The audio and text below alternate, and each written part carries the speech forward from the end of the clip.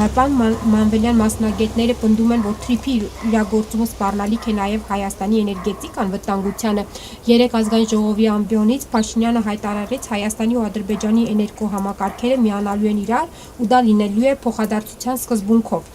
Ուզում եմ հասկանամ, սա ինչ մեզ օգուտ կտա, ինչ որ եթե կտա թե վնաս է, թե ինչ է ըստ ձեզ։ Նայեք, եկեք սկսենք այսպես կոչված փոխադարձության սկզբունքի մասին։ Գոնե վերջին 7-8 տարին տեսել ենք, որ գործող ռեժիմի օրոք Հայաստանի Ադրբեջանի հետ հարաբերություններում երբեք փոխադարձ չի եղել։ Հայկական կողմը ցավոք սրտի միշտ եղել է զիջող կողմ։ Սա մի քաղաքական կուրս է, որ սրանք որդեգրել են եւ չեն պատրաստում հրաժարվել։ Հետեւաբար, երբ որ ասում են փոխադարձ, իմացեք, սա նշանակում է Հայաստանը պատրաստվում է հերթական զիջման գնալ հօգուտ Ադրբեջանի նրա քաղաքական, տնտեսական, տվյալ դեպքում նաեւ էներգետիկ առավելության։ Հետեւաբար արդեն փոխադարձ բառը պետք է մարդկանց հուշի, որ մենք գնում ենք հերթական զիջման։ Էներգոհամակարգերի միավորում հասկացողություն ինքը բավական տգետ հասկացողություն է, որտեղ էներգոհամակարգեր միավորել անհնար է։ Դրանք կարելի է սինխրոնացնել։ Եվ այդ սինխրոնացումը կարող է ունենալ տարբեր ձևերով, համակարգերը կարող են ինչ-որ առումով իրար աջակցեն, օգնեն, չգիտեմ, ասենք, եւ այլն, բայց միավորել դրանք որպես կանոն միավորումներ այդպիսի դա sense ասեմ բավականին բարդ երկարատև համագործակցության անել։ Ավելի շուտ պետք է հասկանալ, թե սա քաղաքական, ասենք թե նպատակը որն է։ Ինչու է հանկարծ Ադրբեջանը համաձայնի է իր էներգոհամակարգը, sense ասեմ, սինխրոնացնել հայկական հետ։ Իմ կարծիքով քաղաքական նպատակը մեկն է ատոմակայանի փակում եւ Հայաստանի էներգետիկ կախվածության մեծացումը Ադրբեջանից, սա է նպատակը։ Այսինքն ոչ մի համակարգերի միավորում չի լինելու, ատոմակայանի փակում է խնդիրը, մենք էլ համաձայնում ենք։ Փաստացի մենք դրան ենք գնում, չէ, ես համոզված եմ, որ ամենաբարձր մակարդակում իրենք դրա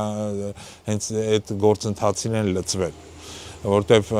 Ադրբեջանը եւ Թուրքիան բառացիորեն ամիսներ առաջ եւ դրանից նախկինում են բազմաթիվ անգամներ հայտարարել են, որ ատոմակայանը սպառնալիք է, որ պետք է ատոմակայանը փակվի, իրենք երբեք չեն դակցրել իրենց նպատակը։ Ուստեղ միշտ հարցը առաջանում, բա Հայաստանը էլեկտրաէներգիա ո՞րց է ներմուծելու, հիմա իրանք փորձում են առաջարկենք տեսել Ադրբեջանը, ես համոզված եմ շուտով նաև Թուրքիան կասեն, որ մենք էլեկտրաէներգիա կմատակարարենք Հայաստան։ Այսինքն մեր կախվածությունը կրիտիկական մեր համար անվտանգայինից կարևոր գործոնից ոնց որ էլեկտրաէներգիա արտադրությունը դրվելու է Ադրբեջանի Թուրքիայի վերահսկողության տակ եւ իզուր չէ որ նաեւ իրանք մինչեւ այդ գնացել են հեծի այսպես կոչված այս կեղծ ազգայնացման հետևից զավթելով այդ ակտիվը եւ փորձում են հիմա Հայաստանը կախվածությունը խորացնել Ադրբեջանից Թուրքիայից դա կոչելով համակարգերի միավորում։ Այսինքն հաջորդիվ լինելու է Գազպրոմի, այսպես ասած, պետականացումը։ Ես դժվարանում եմ ասեմ իրանք հաջորդիվ ինչ քայլ կանեն, բայց մեր համար այնքան Գազպրոմ էսպայն կրիտիկական չէ, ինչքան է էներգետիկան։ Եվ քանի որ մեր էներգետիկ համակարգը ինքը որոշակի ավտոնոմիա ունի հենց իր շնորհիվ ատոմակայանի, որտեղ ատոմակայանը Հայաստանին է պատկանում, Հայաստանն է դրա սեփականատերը, Հայաստանի Հանրապետությունը։ Եվ հետեւաբար այդ էներգետիկ համակարգի անվտանգությունը շատ կարևոր է էլի մեր համար։ Եվ մենք կարող ենք այդ համակարգերը աշխատացնել նաև իր շնորհիվ ատոմակայանի որոշակի ինքնավարության, որտեղ դու մի անգամ այն լիցքավորում ես, ինքը տարիներով աշխատում է եւ անընդհատ այդ մատակարարման կարիք չունես։ Բայց երբ դու դա վերահացնում ես,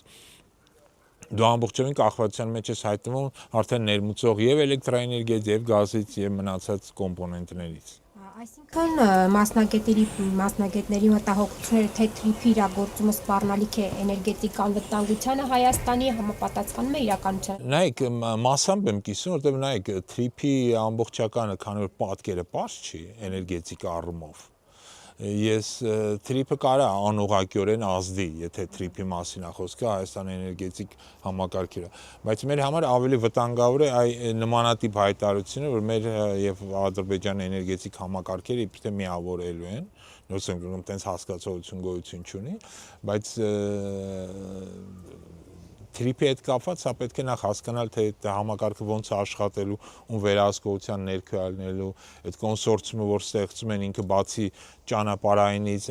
ինչ եւս մատակարարման համակարգ, արդյոք դա լինելու է նաեւ գազի, էլեկտրաէներգիայի կամ այլ խողովակաշարերն անցնել, քանի որ այս ամենը շատ աղոտ է, ուղղակիորեն պնդել, որ թրիփը կարող է ազդել Հայաստանի էներգետիկի վրա, տեսականորեն կարող է։ որոշակի ռիսկեր ստեղծել։ Բայց գործնական հողի վրա ինքը դեռ մինչև սպառ չէ իր գործառույթները։ Պարոն Մանուելյան, երեք ընդդիմադիր падգամավորները նման ահազանգ էին անում, մտահոգություն են հայտնում, որ ամերիկյան կողմը բանակցում է Ադրբեջանի հետ, որ Թրամփի ուղու աշխատանքներում ներգրավեն ադրբեջանական ներդրողներ։ Դուք նման ինֆորմացիայի տիրապետում եք, տեսել եք դրանք եւ այսինքն ստացվում է ադրբեջանական կապիտալը Սյունիքում, սա ինչ վտանգներ կարող է ունենալ։ Նայեք, ես չունեմ տենց ինֆորմացիա, որ տենց բանակցություններ են գտնում, ու ես կարծում եմ, որ շատ քիչ հավանական է, որ ադրբեջանական կապիտալ ներդրվի։ Ավելի շատ հավանական է, որ դա կլինի թուրքական։ Իսկն թուրքական ընկերությունների, Թուրքիայի շահերը գաղտնիք չէ, 74%-ը պատկանում է ամերիկյան կողմին։ Ըստ օգոստոսի 8-ին կնքված պայմանագրի սև սպիտակի վրա գրած է, որ կարող է նաև երրորդ կողմին ներգրավել։ Ես ավելի հավանական եմ համարում, որ այդ երրորդ կողմը Թուրքիան կլինի, կամ ինչ-որ թուրքական ընկերություն, կամ ինչ-որ ընկերություն, որ աֆիլիացված իսկն կապեր կունենա թուրքական կապիտալի եւ թուրքական, ասենք թե էներգետիկ համակարգերի հետ կամ այլ համակարգի հետ։ Այսինքն Թուրքիայի ներգրավվածությունը այս համակարգում ես ավելի հավանական եմ համարում, քան թե Ադրբեջանի։ Դա ամբողջովին վտանգավոր է, այդտեղ ոչ մի հօգուտ Հայաստանի ոչինչ չկա։ Թուրքիայի ներգրավում այս գործընթացում Թուրքիայի կողմից այս թրիփի նկատմամբ վերահսկողության հաստատումը անկախ նրանից թե քանի տոկոսը Վաշինգտոնը կծախի, ասենք թե հիմա ինքը ունի 74, կարող է 10%-ն է, կարող է 30%-ն է վաճառում վաղը թուրքական կողմին, սա ցանկացած իրավիճակում սա Հայաստանի համար լուրջ ռիսկեր է պարունակում, հատկապես Հայաստանի ամենավտանգավոր գոտու Սյունիքի համար։ Ինչու լավ հարաբերությունները նման առևտուրը եւ այլն դրական չի ազդելու։ Թուրքիան եւ Ադրբեջանը մեծ թշնամի պետություններ են եւ իրենք չեն թաքցնում, դրա մասին բացահայտ խոսում են։ Ունես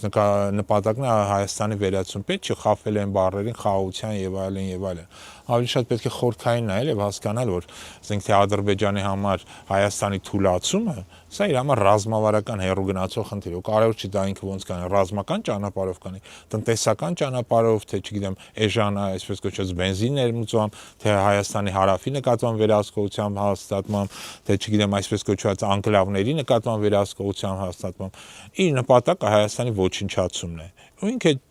գործին լծվել է, առաջ է գնում եւ գործող ռեժիմն էլ իրեն քայլ առ քայլ օգնում է այդ ճանապարհին։ Իր զուտ միայն իր նեղ